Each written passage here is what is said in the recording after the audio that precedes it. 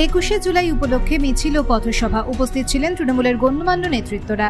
এগিয়ে আসছে দিন, সামনেই রয়েছে 21শে জুলাই অর্থাৎ তৃণমূলের শহীদ স্মরণের সভা। বর্তমান সময়ে সেই মর্মের দিকেই এগিয়ে চলেছে প্রচার কর্মসূচির কাজ। লোকসভা নির্বাচনে বিপুল জয়লাভের পর এটাই হবে তৃণমূলের সবথেকে বড় জনসভা। এই সময়ে সেই দিকেই তাকিয়ে রয়েছে তৃণমূলের কর্মী সমর্থকরা। আগামী 21শে জুলাইকে কেন্দ্র করে বাঁকুড়ার বড়জোড়া ব্লক তৃণমূল কংগ্রেসের উদ্যোগে বেলিয়াতোড় ডাকবাংলো মোড়ে মিছিল ও পথসভা হয়।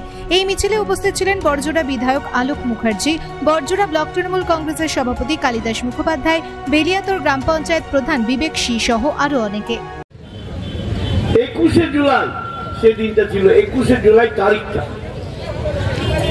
সেই তারিখ অনুযায়ী যে 13 জন যুবক আমাদের বাড়ি থেকে আমাদের কাছ থেকে চিনে নেই, জ্যোতিবাবুর এক শ্রেণীর পুলিশ, তাদের শ্রদ্ধা জানাতে আমরা ধর্মতলায় যাই এবং 2-3টে পর্যন্ত থাকি। মমতাদি কি ভাষণ দেয়, কি বক্তব্য রাখেন, সেটা শুনে আমরা গ্রামগঞ্জে আমাদের বক্তব্য আমাদের নেতৃত্বের মাধ্যমে বলে দিই। এর হচ্ছে মূল কথা।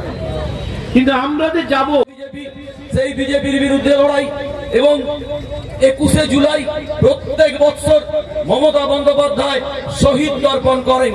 তার মূল কারণ জয় আসে, সেই জয়গুলোকে তাদের উদ্দেশ্যে উৎসর্গ করেন। Bureau report BN1 Bangla.